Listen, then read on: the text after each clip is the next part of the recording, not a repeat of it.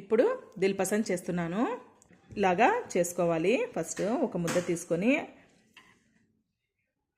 నిదానంగా ఇలాగా ఆయిల్ పైన వేసుకొని ఇలాగా బేస్ చేసుకోవాలి. ఒకటి ఇందులో వచ్చేసి నేను డ్రై ఫ్రూట్స్ అన్నీ వేసుకోవచ్చండి. ఏవి ఉన్నా మన ఇంట్లో అవి వేసుకోవచ్చు. తర్వాత షుగర్ అయినా బెల్లం అయినా వేసుకోవచ్చు.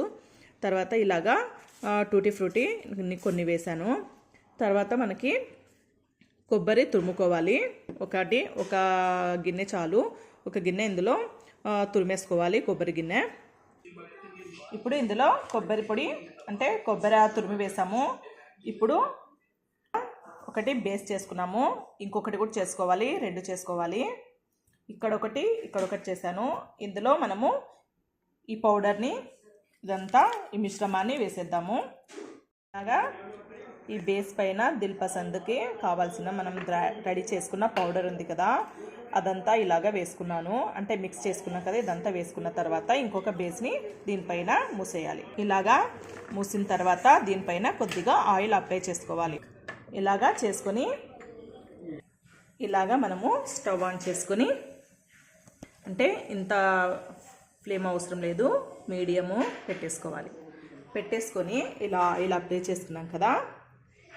ఇప్పుడు ప్లేట్ని క్లోజ్ చేద్దాం.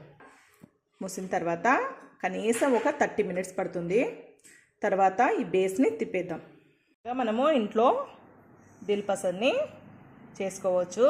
ఇప్పుడు కట్ చేస్తున్నాను. ఇలాగా కట్ చేసుకోవాలి.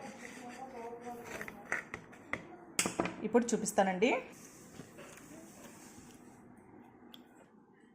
ఇప్పుడు చూడండి, ఇది ఇలా ఉంది. చాలా టేస్టీగా ఉంది. ఇలాగా చూపిస్తున్నా, ఒక్క నిమిషం.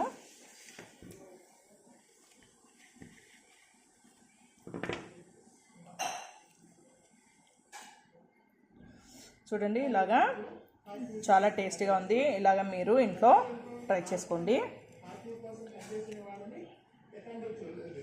దిల్ పసంద్ సూపర్గా ఉందండి. ప్లీజ్ సబ్స్క్రైబ్ చేయండి, లైక్ చేయండి, షేర్ చేయండి, కమెంట్స్ పెట్టండి.